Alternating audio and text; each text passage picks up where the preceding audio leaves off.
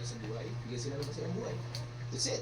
Gumaneho kami ng mga 3 hanggang 4 na oras papunta doon sa pupuntahan namin. Baka hapon na kami dumating kasi anong oras na rin. So ngayon lang kasi nag-confirm na nandun na.